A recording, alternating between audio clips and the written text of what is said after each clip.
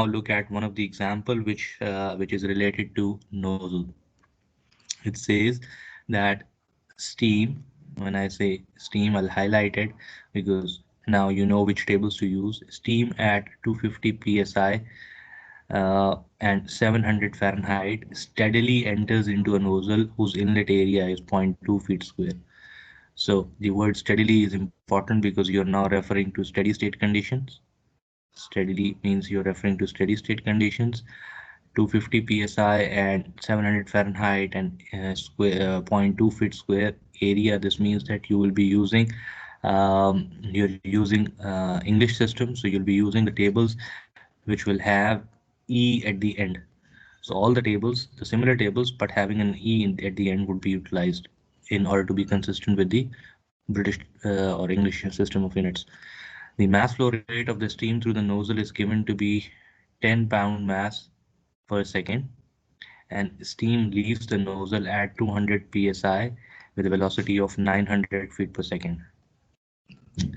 It is further said that heat losses from the nozzle per unit mass of the steam are estimated to be 1.2 BTU per pound mass, that is British thermal unit per pound mass. Determine the inlet velocity and the exit temperature of the steam. Now, if you look at the equation that we had developed for nozzle, the energy balance equation, the equation was simply mass flow rate into H1 plus V1 square upon 2 is essentially equal to the mass flow rate multiplied by H2 plus V2 square upon 2. Mass flow rate, since there is one inlet and one outlet in the system in steady state, this would essentially cancel out. But in this equation, you have assumed that heat losses are essentially negligible. The work done is zero since there is no shaft or electrical work, and change in potential energy is essentially negligible. Now, if the statement gives you the heat losses in the form of 1.2 BTU per pound mass, you cannot use exactly the same equation. This means the heat losses, although very small, but they are having a value of 1.2 BTU per pound mass. So you have to incorporate this in this equation in order to use the equation correctly. This is one of the uh, corrections or one of the important points that you must note down. Now, moving on towards the determination of inlet velocity and the temperature of the steam, this is the schematic. The mass flow rate is given to you. The initial conditions, pressure and temperature, they are given to you. I normally differentiate pressure, temperature, enthalpy, specific volume, uh, and internal energy separately as they relate to the table. And area of the inlet is also given to you. Similarly, at the exit, one of the condition from the table is given to you, which is pressure. Other than that, the velocity of the fluid is also given to you. Moreover, the heat which is being lost by the system per unit mass is also being given to you. Now, if I have to determine the inlet velocity, how should I start solving this problem in order to determine the inlet velocity?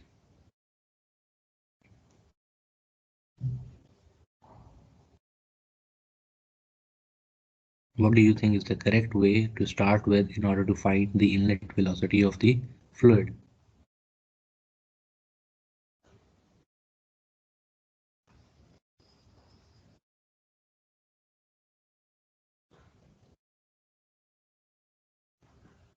Any idea?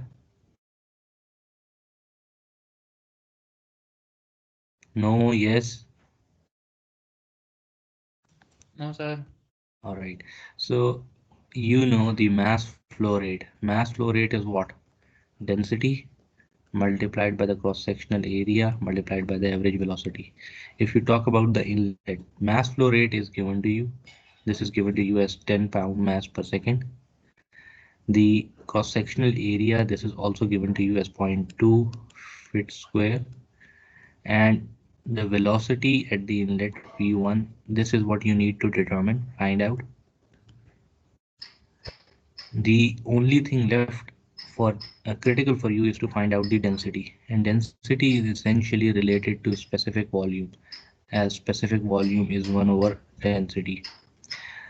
Is there any way for steam, if I know the conditions of pressure and temperature, can I find out the specific volume?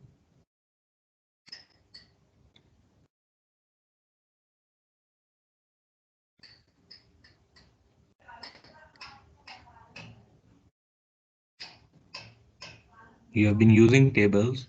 Is there any way that I could use pressure and temperature to find out the specific volume for steam? फिर tables के through कर लेंगे वो pressure के जाके वहाँ पे All volume right, पर। all right.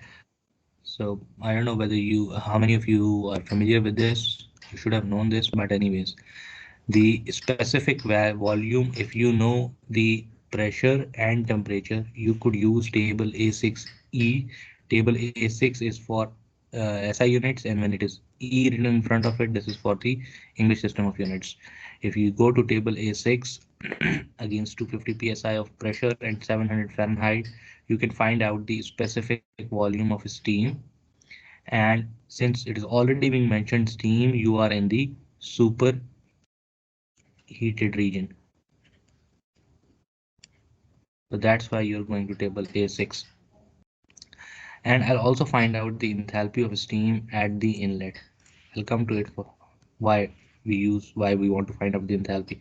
So this is the specific volume at the conditions given, and H1 is the enthalpy at the inlet. Now, if I have the specific volume with me, I can simply plug it in the values, which is mass flow rate is known to me, 1 over specific volume is known to me, and area is known to me to find out the velocity at the inlet. And once I plug in the values, I'll find out that my velocity is 134.4 feet per second. This is the velocity. In order to determine the temperature of steam at the exit, again, you have steam, which means you are in the superheated region. For that, you need to use table A6E. But the problem is you have only one property, pressure, known to you at the exit. You need to have one more property from the table in order to find out the temperature. This property could be enthalpy, could be internal energy, could be specific volume at state 2. If you have any one of the properties known to you at state 2 along with the pressure, you can find out the temperature at state 2. So uh, if we look at the energy balance equation, we'll now move on towards the energy balance equation and see if we can find out the enthalpy at state 2. The energy balance equation says that the rate of energy flowing in is equal to rate of energy flowing out because you have a steady state system, and your change in energy with regards to time is zero.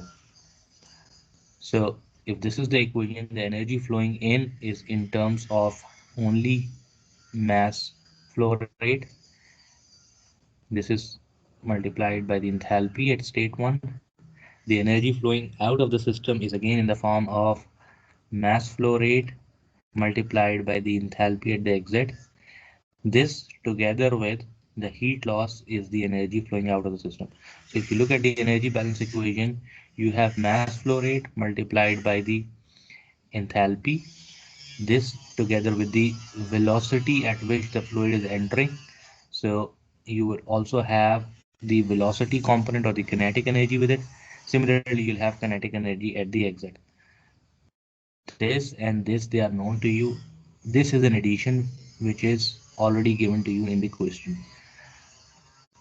Now, in question, the quantity given to you is Q out, which is 1.2 BTU per pound mass, which is energy per unit mass. And in the equation, you have to use Q dot out, which is essentially kilojoules per second.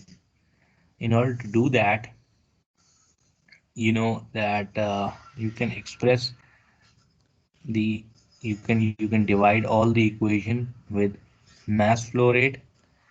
Since the mass flow rate is constant, this mass flow rate would cancel out this value and this value, and Q dot out would essentially convert into small q out as Q dot out divided by mass flow rate is essentially Q out, which is small q out, which is energy per unit mass. Now in this equation, H1 you have already found out from the table. Q out is given to you. Velocity at the exit is given to you to be 900 feet per second, and velocity at the inlet you have found out in the first part. So the only thing left unknown to you is H2. If you plug in the values of H2 in the equation, this is H2, This is energy per unit mass flowing out of the system in terms of heat, exit velocity, inlet velocity, and this is the conversion unit which converts pound mass feet per second square into BTU, since you are dealing with BTU per unit mass. And once you solve this equation, you will have the H2 value known to you, 1354.4 BTU per pound mass. If you have this value known to you, you have now two characteristic properties at state 2 to find out the corresponding temperature value from the tables.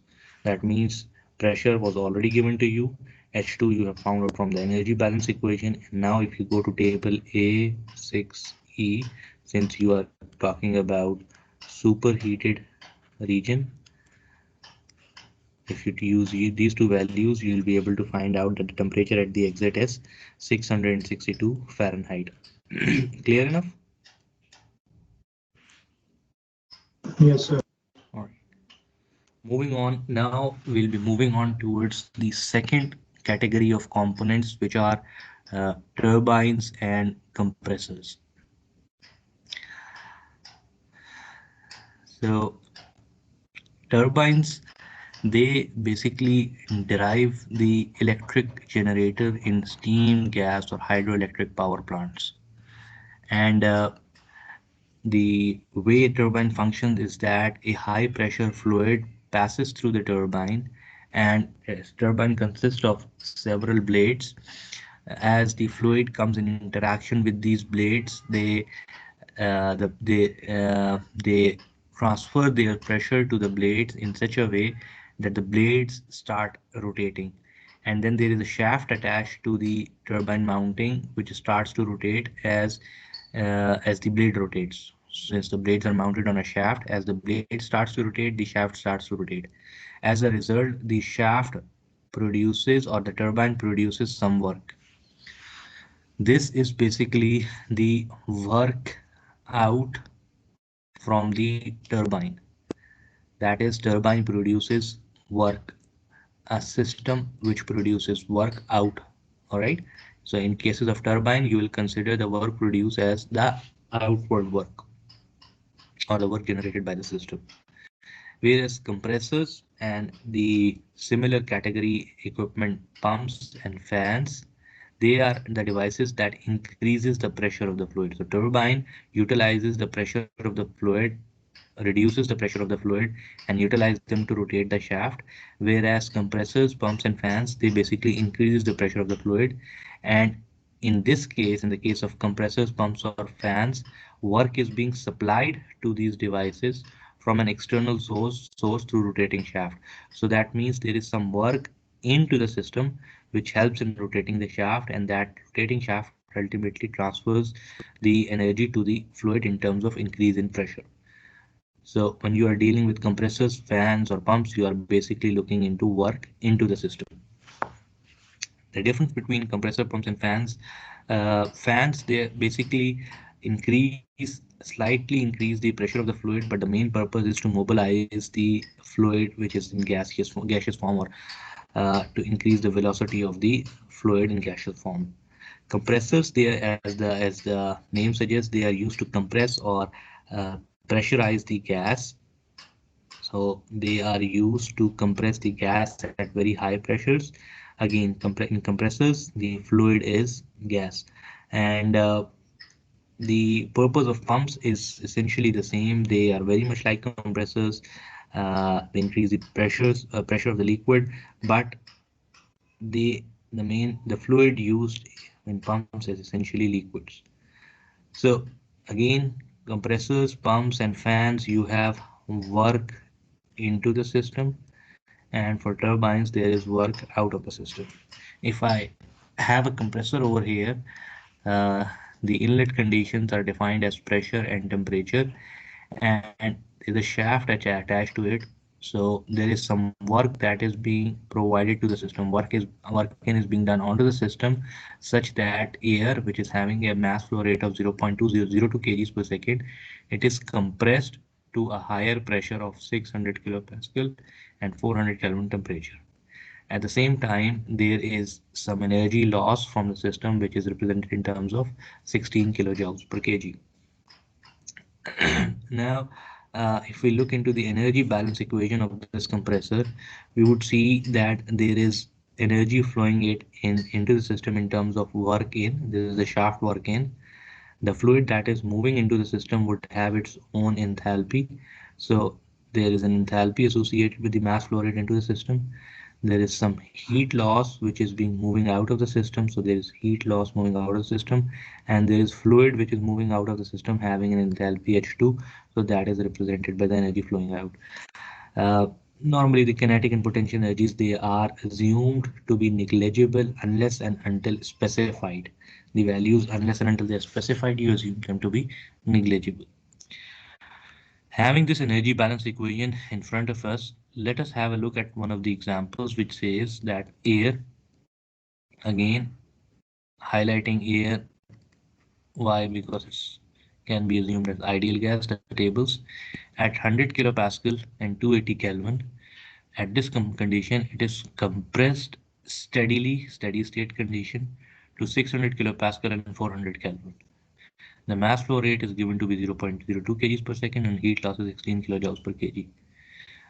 Now, the statement says that assuming the changes in kinetic and potential energies as negligible, you have to determine the necessary power input to the compressor. Necessary power input means energy per unit time, or capital W having a dot on top of it. So this is what you have to determine. If we have a look at the energy balance equation again, since it's a steady state process, dE by dt would essentially be zero, and you'll have energy in equals to energy out. The energy which is coming into the system is in form of rate of work done on the system, or power supplied to the system in terms of work. Mass flow rate having an enthalpy H1, heat loss is equal to heat loss, and mass flow rate exiting from the system having an enthalpy H2. So in this equation, if you look at the data given to you, you would see that if mass flow rate is with this value and with this value, I can also express q dot out in this expression.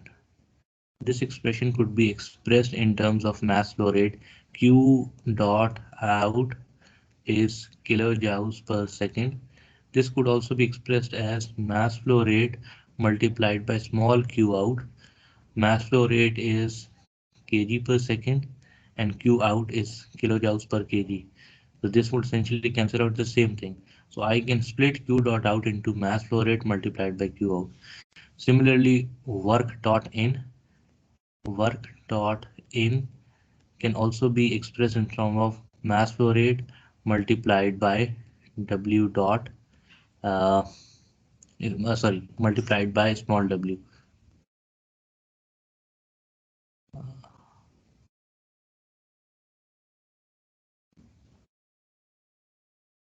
So mass flow rate multiplied by small w into the system is essentially work dot in. Anyways, I can express w dot in as it is, since I need to find w dot into the system. Mass q out, I have split it into a specific heat flowing out of the system multiplied by mass flow rate, and I have taken this expression onto that side, right hand side, and I've taken mass flow rate common out of the enthalpies, and it's the difference of the enthalpies. So mass flow rate, it is given to me as 0.202 kg per second. Q out is also given to me as 16 kilojoules per kg. So this value is known to me, this value is known to me, mass flow rate is known to me. The only thing unknown is H2 and H1. If I can somehow find H2 and H1, I can find out the power supplied to the system or the power input to the compressor. Is there any idea how we can find out the enthalpies for the two states?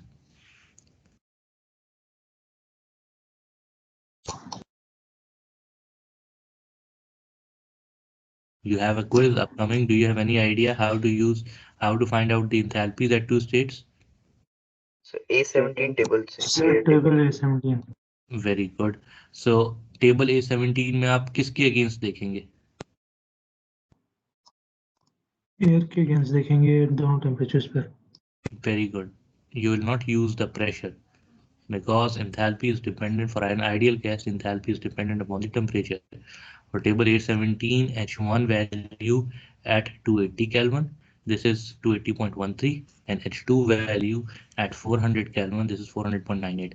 You just simply have to plug in the values and you would have the work in supplied to the system as 2.74 kilowatts. Clear enough? Yes, sir. All right, let us look at another example where you have the adiabatic steam turbine. The power output is essentially W dot out. Remember, we are talking about turbine, so it is the power generating device. Adiabatic means Q dot is essentially zero, is 5 megawatts. The inlet and exit conditions of steam are indicated in the figure below. So you have these conditions given to you. For condition 1, I normally separate the characteristic properties given in the table in separate box and the other properties in the separate box. So these values, pressure and temperature at state 1, they are given to you. Similarly, pressure and quality value at state 2, they are given to you. Velocity and elevation at state 1 and velocity and elevation at state 2, they are also given to you. And the power output in terms of megawatt is also given to you. You have to compare the magnitudes of change in enthalpy, change in kinetic energy, and change in potential energy of the steam as it undergoes the uh, as it moves through the steam turbine. This is the first part. Then you have to determine the work done per unit mass of the steam and the mass flow rate of the steam. Now, uh, the change in kinetic and potential energies, they are simple. Change in kinetic energy per unit mass, it is simply V2 square minus V1 square upon 2. Similarly, change in potential energy is simple enough, G multiplied by Z2 minus Z1. This is simple. And velocities and elevations at both the states, they are given to you. The critical thing is to find out the change in enthalpy. That means you need to know the enthalpy value at state 1 and the enthalpy value at state 2. These two are required. If you look at the fluid, it is steam, so you will be using table A4 to A7. These are the tables that you will be using. And since it has already been mentioned that it is steam which is entering into the turbine, pressure and temperature are given to you. So easiest thing is you go to table A6 and find out the enthalpy value.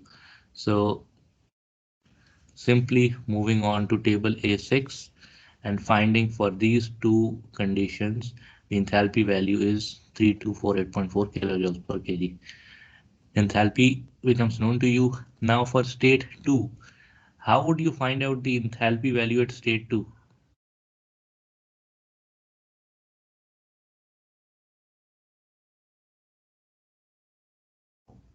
X equals to 90% Table means A4. A4 or A5? A4, sir. If You have the saturated liquid mixture at 15 kilopascal Yes, sir. So pressure. A5 है sir. All right. So at 15 kilopascal pressure, you will go to table A5, find out the value of HF and HG. HF and HG. If you know the value of HF and HG, H2 is simple. It is simply HF at 15 kilopascal plus the quality value, which is 0.9, multiplied by Hg minus Hf or HFG. This would give you the enthalpy value at state 2. Now it's simply the difference of enthalpies, kinetic energies and potential energies. So the H2 minus H1 is this much value minus 887. Change in kinetic energy is 14.95. Remember that you have to divide by 1000 in order to convert into kilojoules. And potential energy, again, it comes out to be 0.04. So if you remember, we normally assume kinetic energy, change in kinetic energy and change in potential energy as almost equal to zero or negligible in turbines and compressors. This is the reason. You see the change in enthalpy is drastic, while the change in kinetic energy and potential energies, it is almost negligible. So having this in mind, uh, but since the kinetic and potential energies are given to you, you can find out the respective changes in the energies. Determine the work done per unit mass of steam flowing through the turbine.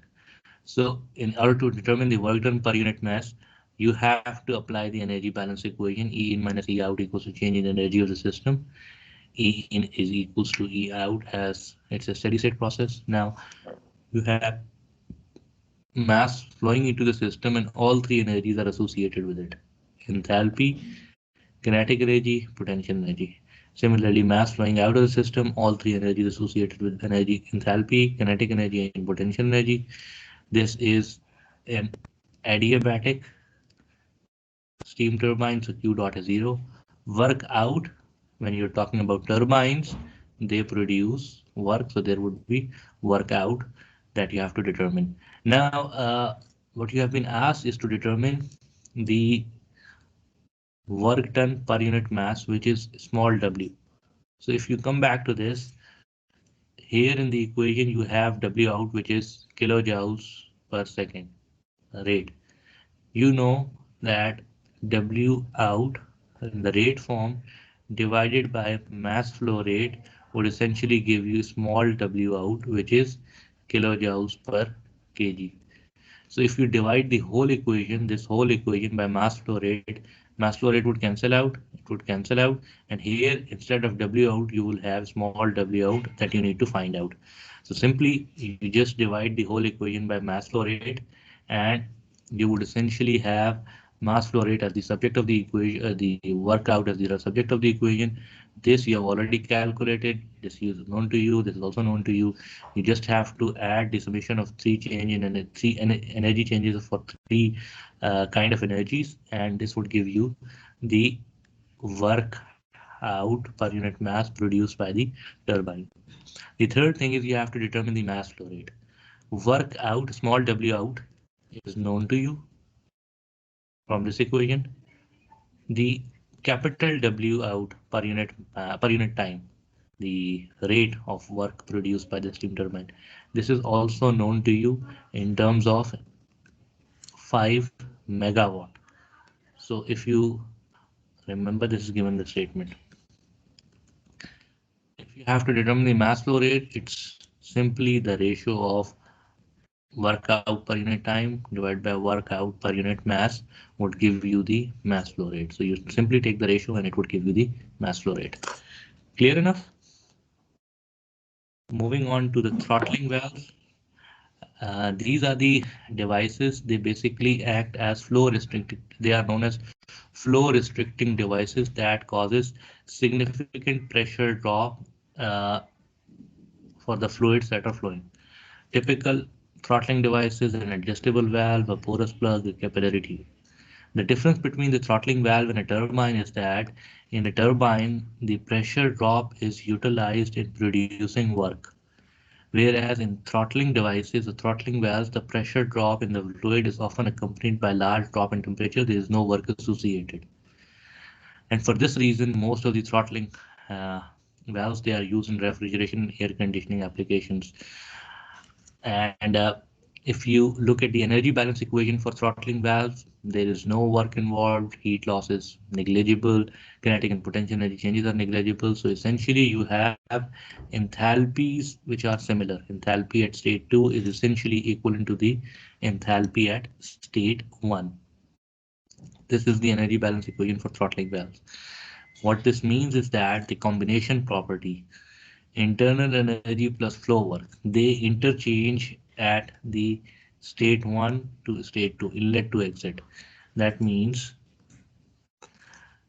for a throttling valve, the enthalpy total value remains constant, but internal energy values reduces, whereas enthalpy, the flow work value increases. This means that during the throttling process, internal energy and flow energies, they get converted into each other during the throttling process. As for the ideal gas, you know that enthalpy is a function of temperature. So if the enthalpy remains constant, H2 is equivalent to H1, the temperature essentially remains constant in the throttling process for an ideal gas. Let us have a look at the example which says a refrigerant R134A. So once you read this word, you know that you have to use the corresponding table which belongs to R134A at the back of your book or the tables that I have provided you. Refrigerant R134A, it enters into the capillary tube, which is a throttling device of a refrigerator, as saturated liquid at 0.8 megapascal. Now, two conditions are given to you for the inlet and is throttled to the pressure of 0.12 megapascal. You have to determine the quality of a refrigerant at final state, that means the X value, and you have to determine the temperature drop during this process. That means if I try to draw the schematic of temperature versus specific volume plot, this is the pressure P1, which is zero point 0.8 megapascal. At this pressure, your state is saturated liquid. This is your state, saturated liquid. And it drops to 0.12 megapascal. That means that pressure is lower, which is 0.12 megapascal. And since it says you have to determine the quality, it means your system is in between, somewhere between saturated liquid and saturated vapor. System is somewhere in between. So I don't know exactly which point, but somewhere in between that the two saturated states. If I have to determine the temperature drop, I need to find out the temperature at state 1 and temperature at state 2. So if I go to the R134 table and I say that pressure is 0.8 megapascals and it is saturated liquid, my temperature would essentially be T saturation for state 1 or for the inlet. So I'll simply go to the pressure table. If this is my pressure, my saturation pressure temperature is 31.31. So this is the temperature corresponding to my first state. I would also note down the value of saturated liquid HF value. HF is 95.47. So I know the value of H1 and T1 from the table A12, which is for saturated refrigerant R134A. Now, in order to determine for,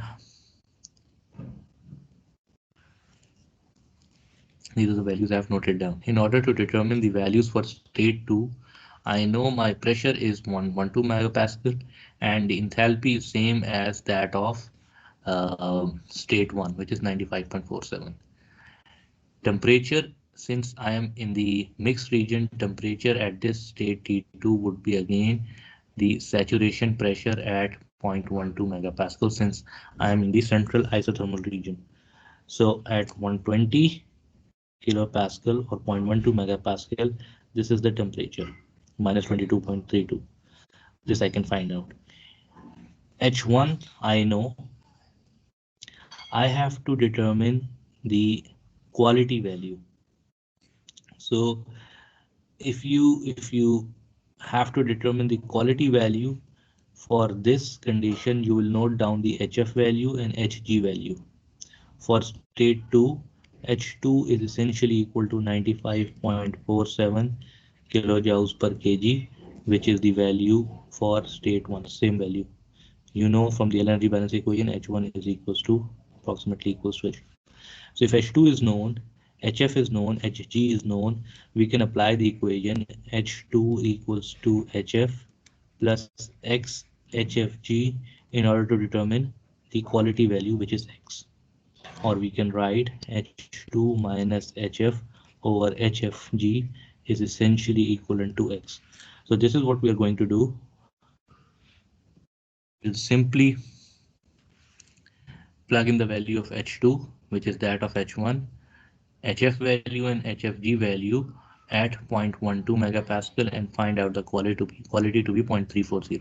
And the temperature difference, simply we have the initial temperature is 31.31 and the final temperature is minus 22.32. So there is a temperature drop of about minus 53 degrees for the throttling process through the capillary for the refrigerant. Moving on, we'll move on towards the last device that we'll cover in today's slide, and then we'll move on towards the quiz. So the last device that we are about to look into is essentially a mixing device. This is known as mixing chamber. A mixing chamber is a device where fluids mix together physically. So in an engineering application, the section where the mixing process takes place is commonly known as the mixing chamber. Primarily, we are referring to the mixing of the fluids. The common example is that of your shower, where the hot water flows from one of the line, the cold water flows from the other line, and this is the chamber in which the mixing of the two fluids take place. This is where the fluid exits, the mixing fluid exits. So if we look at the energy balance equation, energy balance for an adiabatic mixing chamber. Essentially, you don't want any heat loss from the mixing chamber, so you normally design it to be adiabatic. So in an adiabatic mixing chamber, there is a hot fluid flowing in at a higher temperature, having a mass flow rate m.1. There is a cold fluid that is flowing at a colder temperature, having a mass flow rate m2. The pressure of the mixing chamber, since all the fluids are entering and leaving at the same pressure, is same, and the fluid that is exiting the chamber is at 45 degrees, which is an intermediate temperature. Q dot is essentially zero, since you have no heat losses or adiabatic system, since there is no shaft and uh, electrical work. W dot is essentially also zero. For such a condition, you assume the velocity and kinetic energy or potential energies are essentially the same, since the mixing is taking place at roughly the same velocity and height. So m dot h1 plus m dot h2, this is the energy flowing in, is essentially equal to m dot 3h3, which is the energy flowing out in terms of mass. So if we have a look at the example for this mixing chamber, we'd come to know that an ordinary shower uh, has hot water flowing in at 140 Fahrenheit. It is mixed with cold water at 50 Fahrenheit. The desired steady stream of warm water is to be of at 120 Fahrenheit. You have to determine the ratio of mass flow rates of hot to cold water. Assume that heat losses from the mixing chamber are negligible and the mixing takes place at 20 psi. So if you look at the schematic, you have hot fluid at 140 Fahrenheit flowing in, cold fluid at 50 Fahrenheit, and the fluid which is leaving is at 120 Fahrenheit. And the mixing is taking place at the pressure of 20 psi. Now, if you look at the mass balance equation, since you have up till now you had been looking into the fluid streams where you had single inlet and single exit. So the mass flow rate used to be cancelled out when you applied the energy balance equation. But now, since you have two inlets and one outlet, the mass balance equation says that m1 plus m2 is essentially equal to m dot 3. And now if we apply the energy balance equation says m dot h1 plus m dot h2 is essentially equal to m dot h3, and m dot 3 could be replaced with m dot 1 plus m dot 2. So we can replace in the energy balance equation this expression for m dot 3. Now, the essential point over here is that you have to determine the ratio of mass flow rate of hot to cold water. So m dot 1 at higher temperature, m dot 1 at higher temperature divided by m dot 2 at cold temperature. This is essentially defined by variable y. The ratio of the two is defined by the variable y. This is what you have to determine. Y is what you have to determine. So if I divide the whole equation, this whole equation, if I divide the equation by m dot 2, I would essentially have y, which is m dot 1 over m dot 2, 1 over here, m dot 2 would cancel out. This is m dot 2, which is equal to y. This is m dot 2, this would cancel out. M dot 1 or m dot 2, this again would make up y, and m dot 2 divided by m dot 2 would essentially be 1. So you have y h1 plus h2 equals to y1 plus h3 multiplied by 3. So in this equation, you have to determine y. H1, H2, H3, if you can somehow find out these enthalpies, you can determine the ratio of hot to cold water. All right. In this case, if I look at the pressure, which is 20 psi, and the saturation temperature corresponding to this pressure, I would see that the saturation pressure at 20 psi, this is uh, this is 227.92. This is the saturation temperature at 20 psi. So the temperatures 140 Fahrenheit, 50 Fahrenheit, and 110 Fahrenheit, they are less than this pressure. So all the three pressures, they represent compressed liquid, or all the three fluids, they represent temperatures which are in the compressed liquid states. And for compressed liquid states, we know we can approximate H to be equivalent to HF at the saturation temperature or at the given temperature. So you can find out HF at 140 Fahrenheit, H2 is equals to HF at 50 Fahrenheit, and H3 is equals to HF at 110 Fahrenheit. The three enthalpies you can find out. Once you have the three enthalpies, you plug it into this equation and find out the value of Y, which comes out to be 2. So you need to have twice the mass flow rate for hot water as compared to cold water in order to have the mass of the temperature of warm water to be at 130 Fahrenheit. Clear?